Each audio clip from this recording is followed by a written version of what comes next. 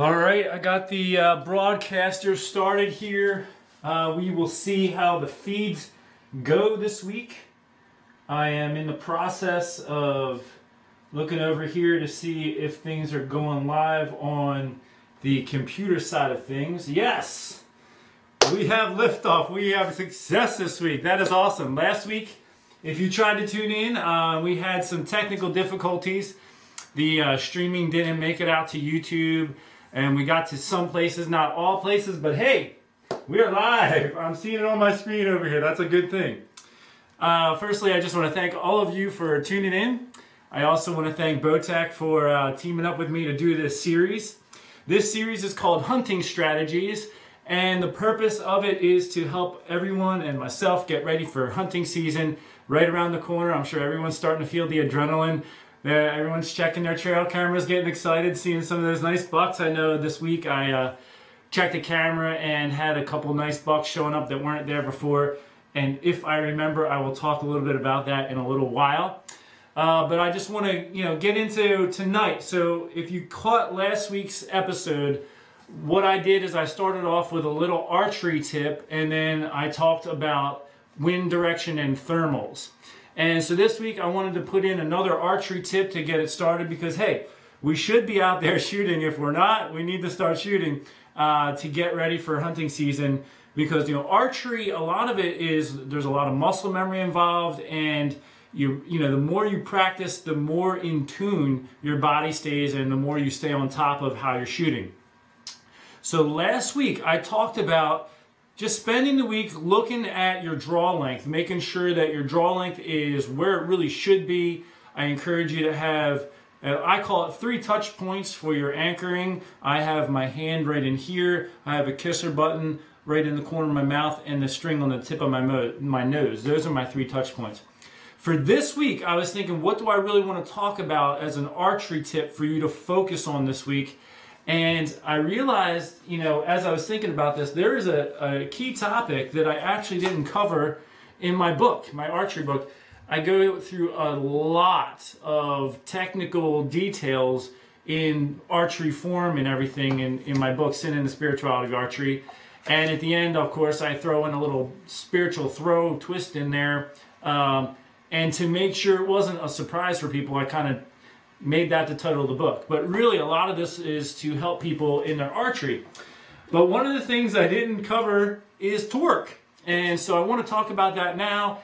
And I'm going to have to write a couple more chapters or sections in the book and put out a second edition here to make sure that's, just looking over here. It looks like there's a bunch of people chiming in. Oh, and that reminds me.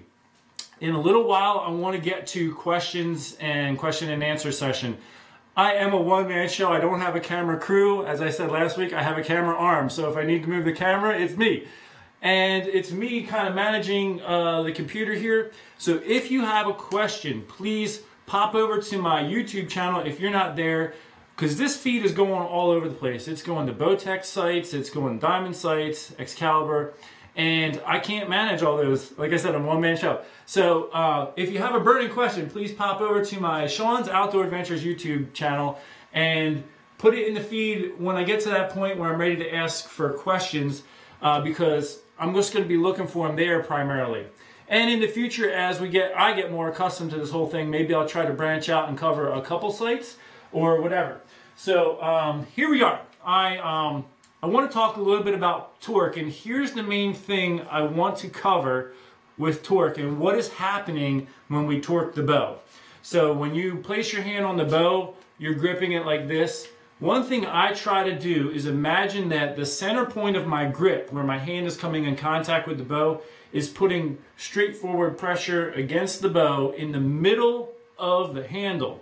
So let me just draw an exaggerated example. Let's say I grip the bow here, but all of my kind of pressures from this side, I can kind of be pushing the bow at full draw. Or if I have my hand overly turned this way, I could be actually pushing the bow at full draw.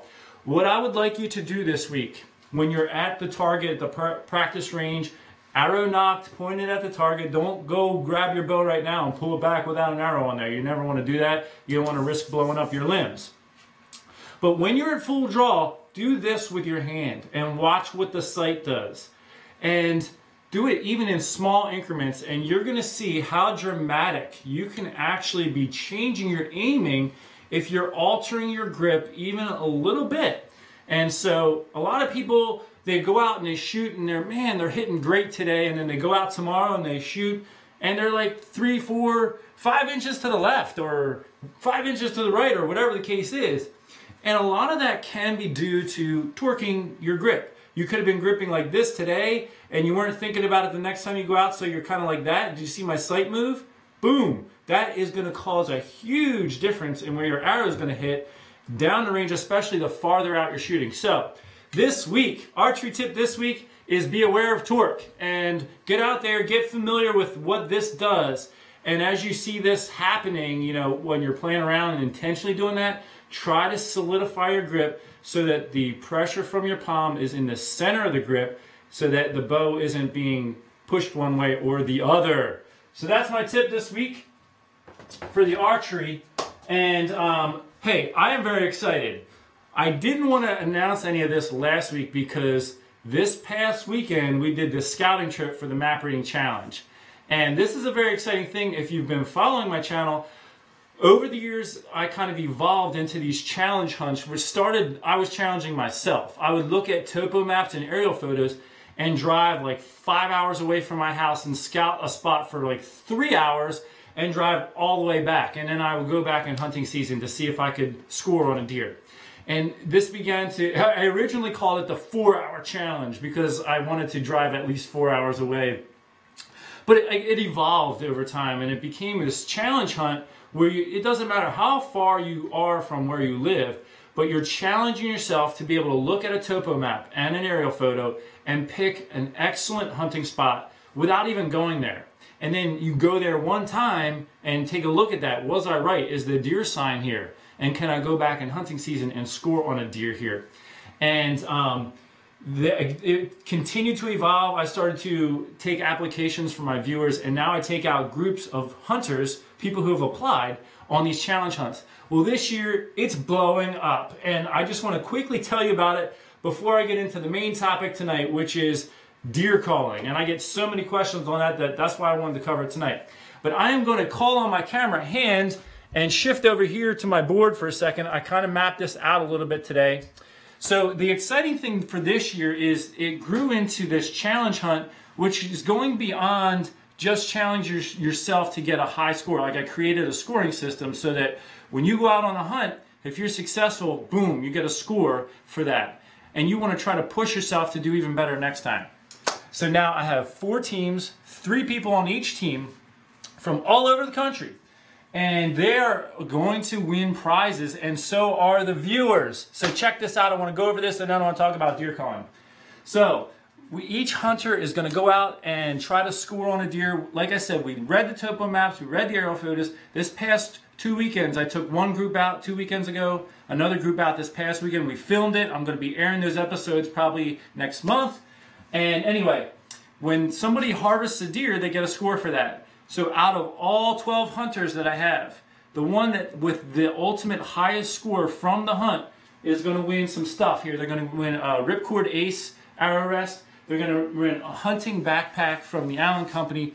And I actually have a few other things in the works, so they might be getting more prizes than just what I talk about tonight. I'm just waiting to hear back from a couple companies. The team of 3 people with the highest score is going to win this list of stuff from the Allen Company, such as broadheads, broadhead case, string wax, knot glue, bow sling, stuff like that. Now here's where things get real big and real interesting, and this is where the viewers, you, are involved. The hunters are also going to get a score from their hunt, but other things added in. So they're each going to get a video of their scouting trip and their hunting trip. So each video, whatever the total number of views, is going to be added to their hunting score. And I'm going to put a 0 on the end of the hunting score. So if the hunting score was 150 points, we'll make it 1,500. If it was 300 points, we'll make it 3,000. That's really going to boost things. So, and then the views on their videos is going to be added to that. Now here's where Bowtech comes into play. We're going to set up stuff on the Bowtech and my website where you can vote for who you want to win. those votes are going to be added in the total score.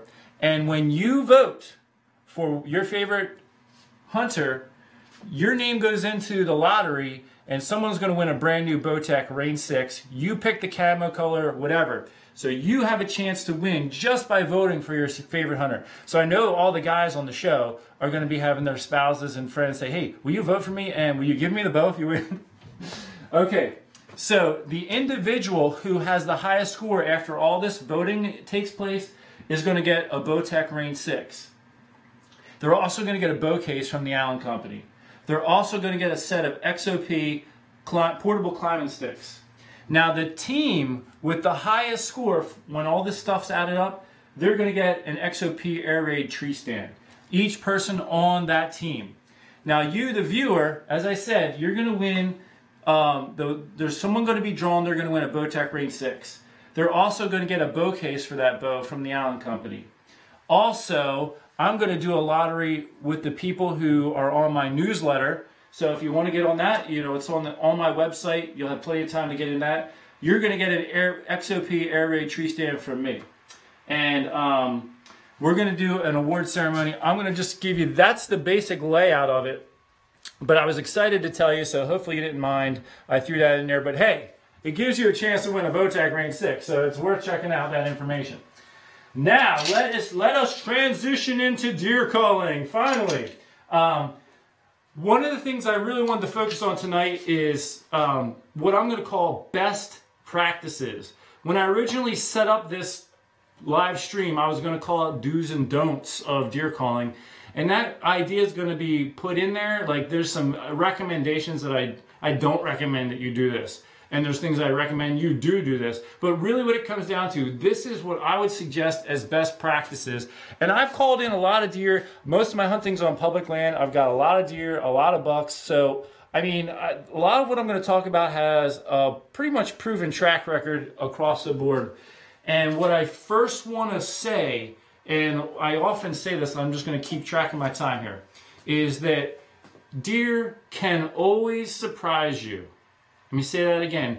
Deer can always surprise you. And what I hear a lot of people do is they put deer in a box. Like, if you do this, this will happen. If you do that, that will happen. And that's not always the case with deer. Like, I'm not going to stand here and say, if you do this exact call at this exact time, you will get a big buck. That's not the case, because deer, in a sense, have their own personality, each deer, just like we do. And, you know, you watching, you and I are probably a little bit different aspects of our personality. And there are behaviors of deer that can vary from one deer to another. I've got a buddy who, you know, rattled one year, and this buck came charging in and was really angry, and my buddy shot him, and the deer had broken off tines. And that deer was very responsive to aggressive calling, which is obvious by the broken tines. You may have a very different reaction from a deer. You could rattle, and that deer gets cautious. And it's like, well, you know what? I'm going to circle downwind, and that deer could circle downwind, and you don't get the shot. So, as you can see in that little example, the same thing was done, which was rattling. Let's even say aggressively, but the deer did something very different. So, always be ready for deer to surprise you or not do what you want them or expect them to do. So with that said, what I want to talk about is what I perceive to be best practices within that kind of mindset. And I want to start off with, let's say, grunting. And grunting is, you know, it's one of the most standard calls, and it's one of the most effective universal calls. I mean, I have, you know, antlers on the wall here, but I have called in so many doe, like I don't even think I could count them. Okay, so I want to talk a little bit about the grunting aspect and times of years that I would say grunting is one of those things that deer do all year long. So this is a call that can literally work all throughout the hunting season. And, you know, a lot of new people say, how often should I call? How many times should I call? You know, how long should I wait between call series? And what that tells me is they already are making a mistake. And the mistake is, I encourage you, don't rely on deer calling for you to be successful. Instead, rely on your scouting skills. And in a lot of situations, calling is an act of desperation. It's like, I didn't do a good enough job scouting. I'm not right where the deer are, so I need to try to get some extra help to bring them in close. And that's really what's happening in a lot of situations. And what can happen is people can easily overcall, like call too much. When you're sitting in the woods, how often do you hear deer grunting? Especially when you see them.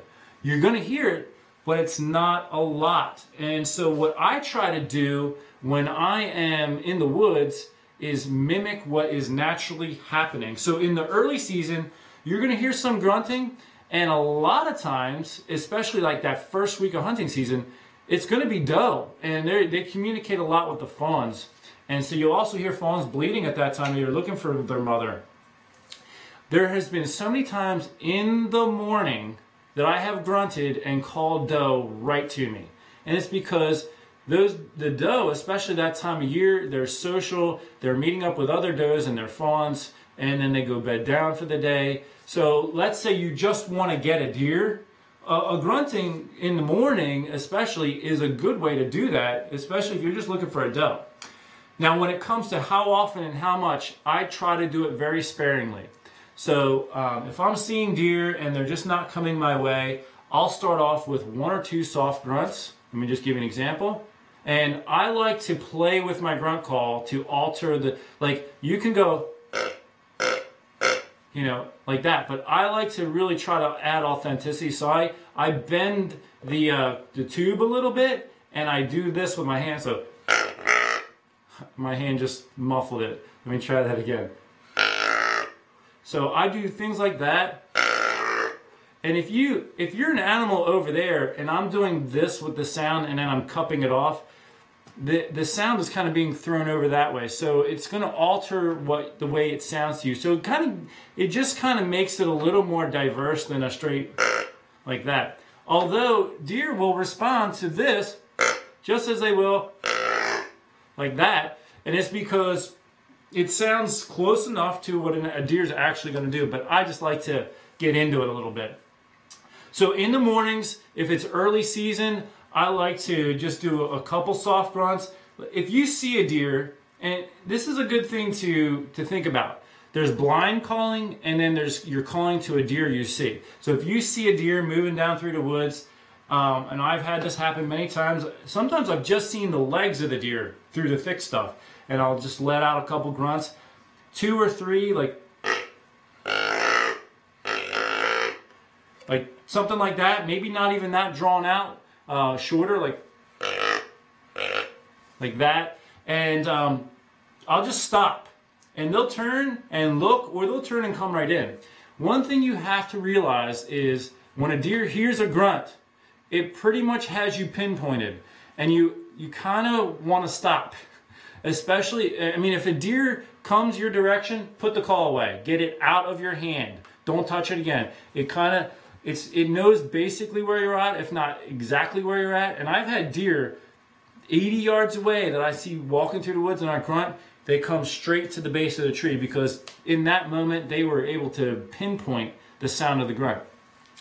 With that said, now's where the wind direction comes into play. So if they're moving and they hear that grunt and it seems like they move off, well, you take note which way is the wind blowing. And the way that they kind of left is that downwind, because there's a chance they're circling downwind.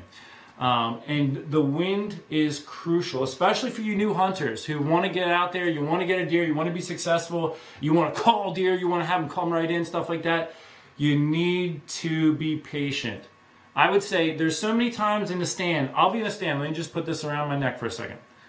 I'll have this around my neck underneath my camo jacket in the stand, and then I just reach in and pull it out when I want to use it. There's so many times where you're excited, you want, especially in the beginning of the season, you just want that action and nothing's happening. You're tempted to reach in there and pull it out and try to make something happen. Very often, I just say to myself, just be patient, because you could be ruining your hunting spot, especially your favorite hunting spot, by doing that.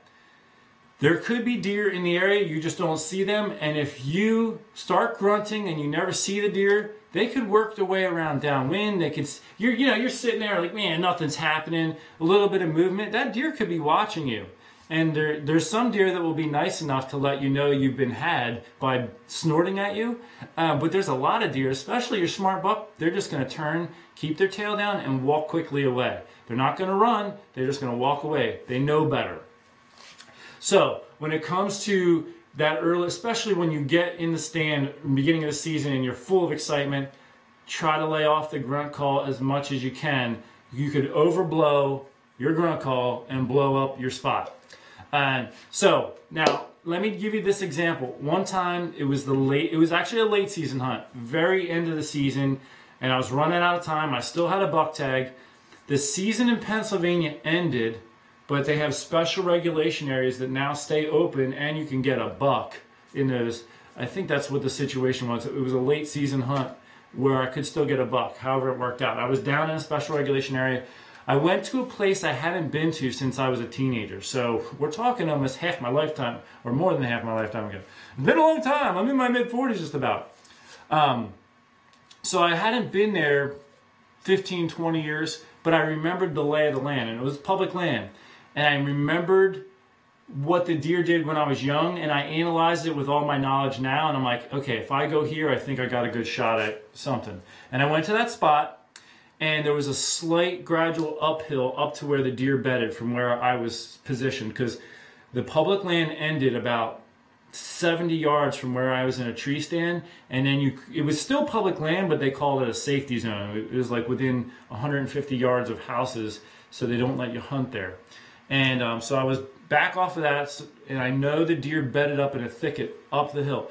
The whole entire hunt, the wind was blowing straight up the hill, and I knew this is my only shot, is to not blow the grunt call. And I sat there for a good 3 or 4 hours because late season, I just wanted to give it my all. I wanted to be out in this woods as long as I could, just in case something came by. And this is what happens, guys and girls. If you're hunting and you're not paying attention to the wind and the wind's blowing the wrong way, let's say you're going to be in the stand for 4 hours or 3 hours, and you blow the grunt call right now, like 3 hours before they get up from their beds. They've already pinpointed where you are. And if the wind's blowing their direction, let's say they're not perfectly downwind of you right now, they're going to get up when they do and walk to downwind of you and scent check what was that.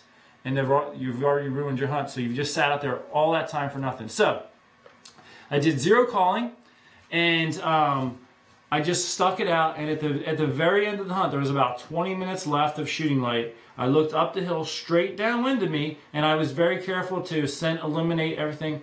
There were 2 bucks, and they were coming straight down the hill toward me. And I was like, wow, I can't believe it. It's working. And the deer came down, and in this situation, I made a decision to not call, because again, they're still downwind of me. I don't want to alert them to where I'm at. So they came down right to the edge of the safety zone, and they started milling around. And then the one buck mingled down into a little bit of a valley right here below me, and it kind of hung out there, and it also hung up. But I wasn't high enough in the tree to feel confident enough to start grunting. So it's like, in that situation, I just said, I don't think it's going to work out. I chose to not grunt anyway because deer could come from another angle. And in fact, with about 5 minutes of shooting light, a doe came just right past him and literally walked right past me, maybe 5 yards from the base of the tree. And I didn't shoot her. I don't even remember if I had a doe tag or not. But the point is, if that had been a buck, I would have ruined my chance at that deer if I was like, well, you know what, there's only like 5 or 10 minutes left. I'm just going to try grunting anyway.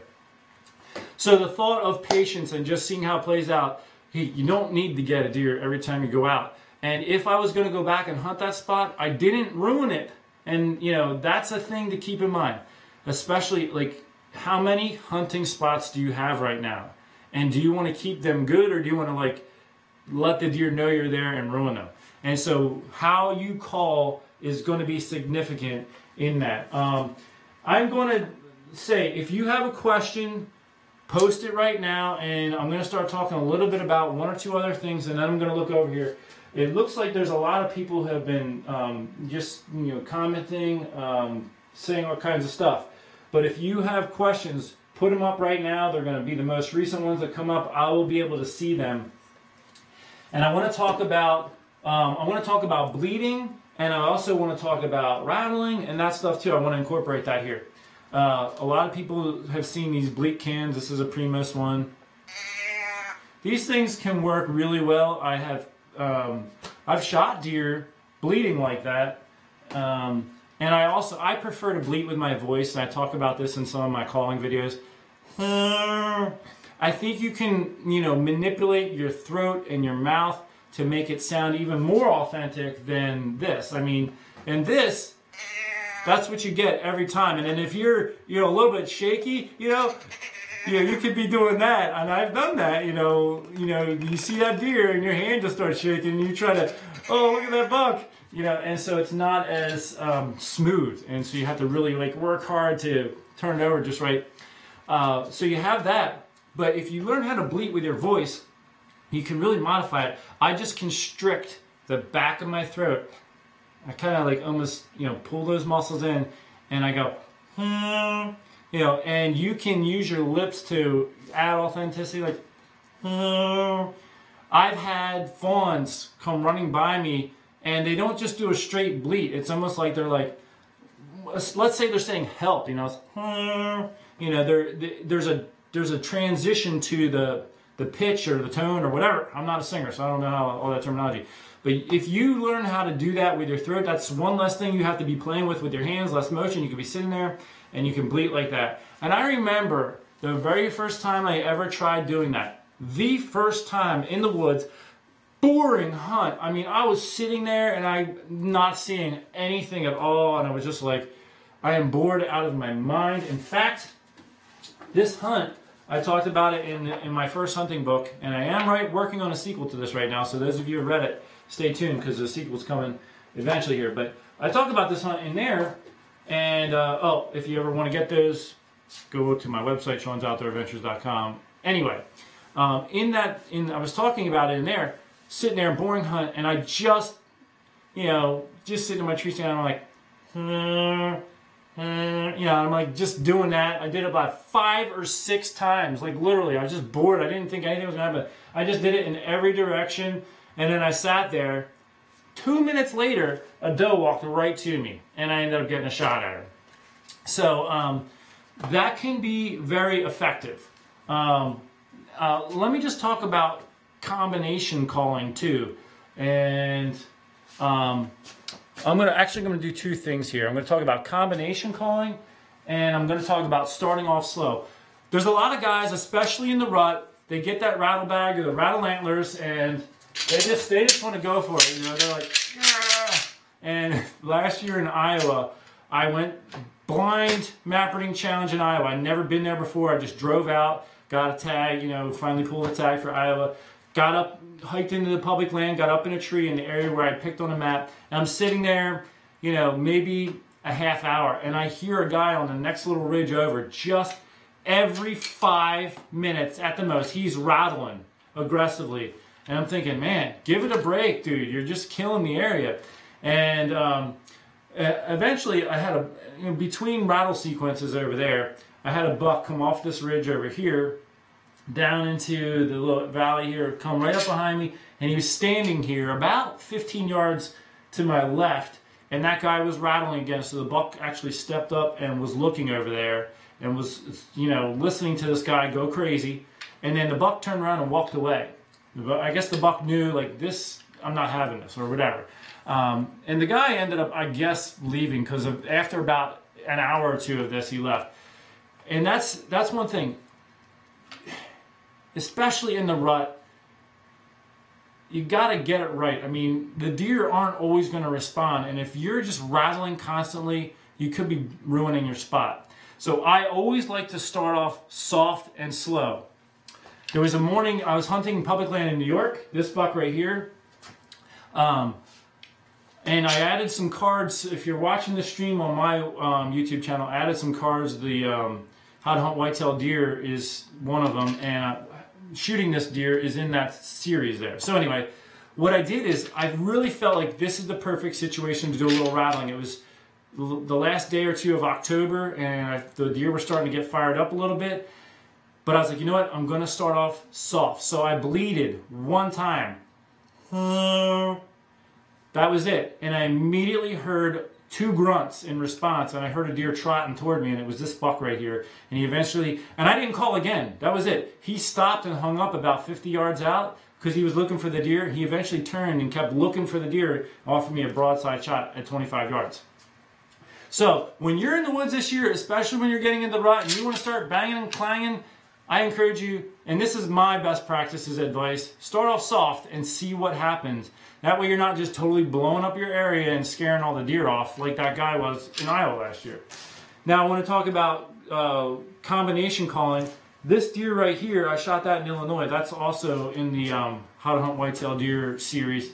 I heard a buck making a rub or a scrape about 100 some yards away from me as it was getting light. So I'm like, okay, something's going on there. So I grunted. I did like 2 grunt. No, I started with a bleat.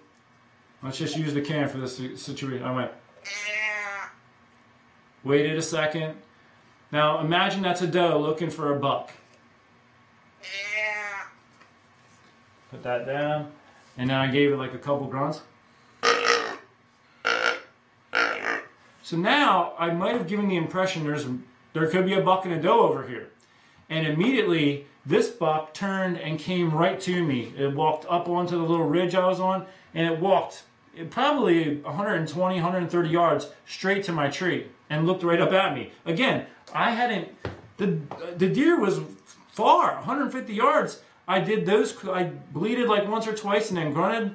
And that was it. I put the calls away. He came up and walked right to me. And that's just an example of how easily they can pinpoint your location. And I do remember I was going to ask for questions a minute ago. Okay, someone asked me, can I cover rabbit hunting? Definitely, that's something not fitting into tonight's episode, but I can look at maybe talking about it in the future and maybe even getting someone else to join me. I know a guy who's like super big into it.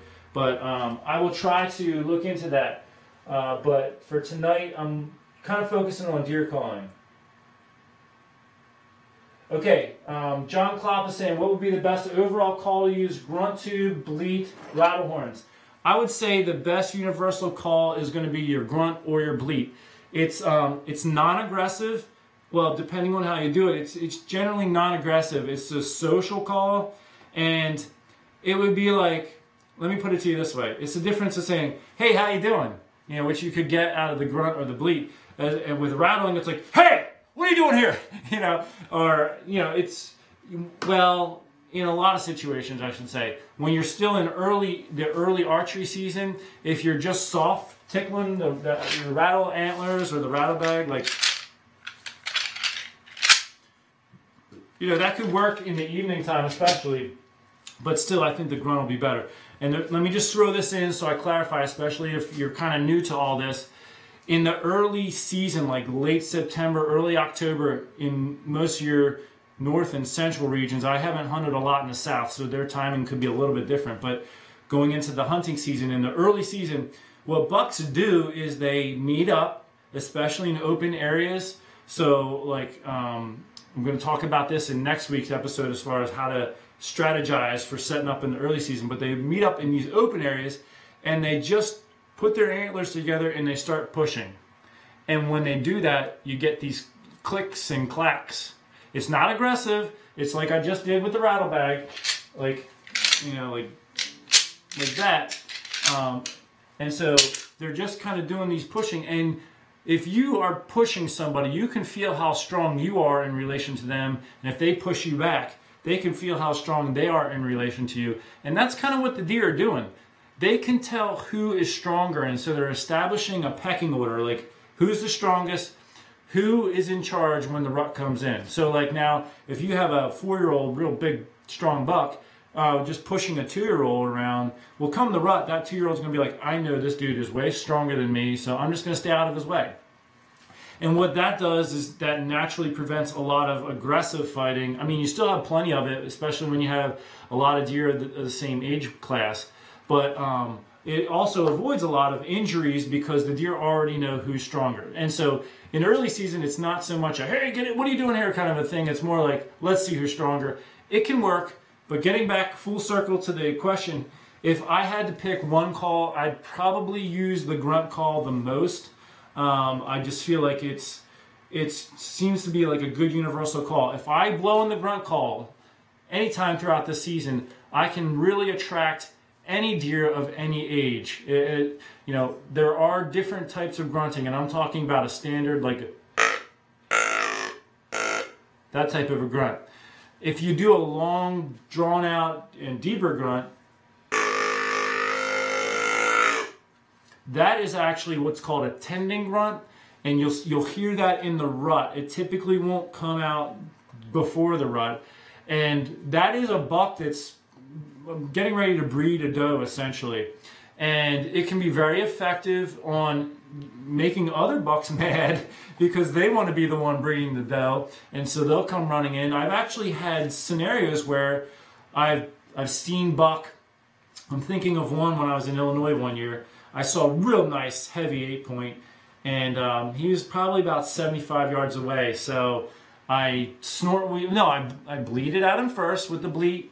I actually was using this exact bleat cam probably. I've had this for a super duper long time since they first came out. So this is going back many years. So I bleated, you know, thinking, oh, it's the rut. He's going to hear that and come right in. I just watched him make a scrape. I bleated like a couple times.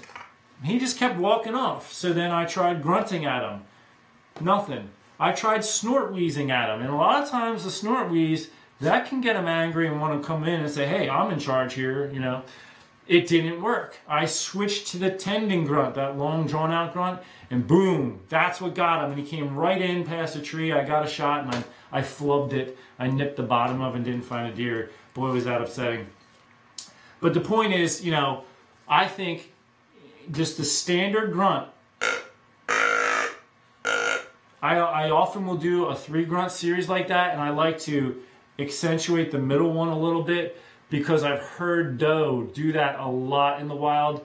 And a lot of times when a dominant doe does that, it says to the other deer, come here, like the younger doe. I've watched, you know, I was in New York, actually not far from where I shot this deer when I first started hunting up in New York, and I live in Pennsylvania.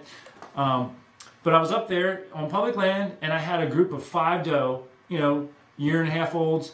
By the way, 1.5-year-old deer are yearlings, and 6-month-old deer are still fawns, considered fawns. So a lot of people call fawns yearlings, but just for technical terminology, yearlings are 1.5-year-old doe. So I had a group of yearlings and fawns underneath me, and then a dominant doe came down the edge of a field. It was actually a brush field. And I'd say it was about 130 yards from my tree stand. She walked down the edge, did that grunt,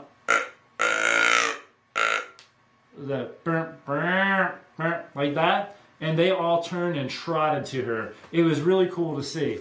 And so I use that grunt call a lot when I'm, you know, in the early season, especially when I do throw out a grunt call, and I'll do that like 1 or 2 times, and that's it. I'll put the call away. If a deer hears it and it's in the mood to respond, it's going to come. So let me see if I got any other questions here. Phases of the moon affect the rut. Some say it's a myth. Others say it's been proven. What are your thoughts on this, Sean? Actually, I have devoted I was going to devote a whole evening to that in this series, and I will say I have done a lot of observation on that, and I'm going to weigh in a little heavier in that episode. But I'd say it doesn't have the impact that a lot of people are saying, and I want to give more detail on that, but I don't want to do that now because that's a whole nother talk in the series. So I've got a couple more coming up. I've got next week is early season strategy. So your strategy in the early season, for me, is a lot different, or quite different, than it is coming into the rut. So I want to talk about those early season strategies next week. The week after that, a lot of times we hit a mid-season lull. You know, the deer just don't seem to move, and I want to talk about some strategies for that. Talk about strategies going into the rut and in the rut. you should have, in my opinion, different strategies in each of those phases of the season, because the deer are doing different things, they're responding to different things, and they're acting different ways. And so I want to get into that. What arrows do I shoot? Well, this year I'll be shooting some arrows that were given to me by Jory Outdoors. If you don't know this, I was picked by Jory Outdoors to be on a new production that they're doing. So they have given me some arrows from them, and they are, I forget, well, it just says Jory Outdoors on them, and they're manufactured by, it says PSE Jory Outdoors. So I'm not positive who the actual manufacturers, but it's got their names on it. It's the Bow Madness series, and they're 300s. Last year I shot the Easton Flatlines, and I shot those the last couple years. I have a very long draw length, so I can kind of get away with a little bit more than some people. With the long draw length, I was shooting a pretty light arrow and still getting great penetration. If you have a shorter draw length, you might want to go with something a little bit higher grains per pound. And again, when you get into it, when you're talking about hunting, it's different than target archery. Target archery, especially if you're shooting, like, let's say 3D shoots, and if they're not predicted distances, so that you're not sure, you know, obviously you want to try to get your pins as close together as possible because you're guessing the yardage, and if they're closer together and you guess wrong, you'll still be close. But when you get into hunting, you want a heavier arrow because it provides more of a punching force when it hits the deer and drives the arrow through. I think of it like this. Imagine if I had a wiffle ball, a little plastic ball, and I threw it against that wall behind the camera, it's going to bounce off of that wall. But if I took an actual baseball, it's harder, it's heavier, and I threw it at that wall, boom, it's going to put a hole in that wall. And that's the kind of concept. You don't want to go too light because you're not going to get the penetration you need. And there's a lot of guys, in fact, one of the guys on the map reading challenge this year, Aaron Jones, we were talking about that on the scout trip. When he first started off, he had too light of an arrow, he hit a deer, and he just didn't get the penetration he needed. And that can happen. So when you're picking your arrow, I want my total arrow to weigh in the 400s usually. And, you know, like, I was shooting a little bit lighter the last couple of years to try it out. It wasn't a problem. But really, I think my ideal weight for me is right around 415 grains. And I hunt mainly whitetail deer. You could talk to people who hunt out in the Midwest for bigger animals like elk, and they want a heavier arrow. I haven't personally hunted elk, but I do feel that, you know, I think I would be all right with, you know, 425 grain, but I would do a little more research if I was going to do an elk hunt.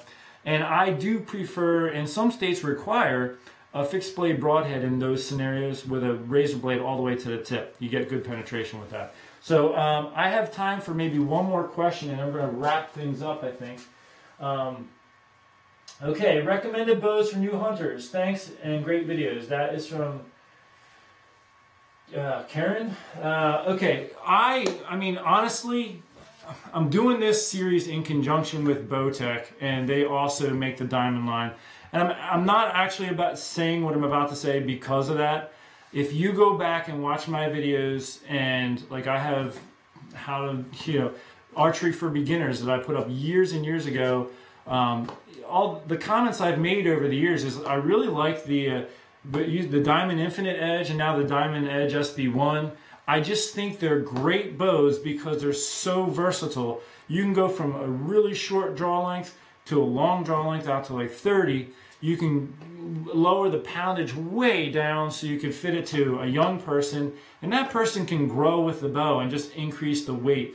And in fact, I just set my dad up. I had a Diamond Edge SB1, and I just set my dad up with it because my dad, he doesn't shoot a lot. He's not an all year round shooter who's shooting 4 or 5 days a week. And so, you know, I had the bow and I knew I could get it perfect for his draw length. It was a great fit. So we got him outfitted with that. And my dad's been hunting for a long time. He's been shooting for a long time. And it's a good bow for him.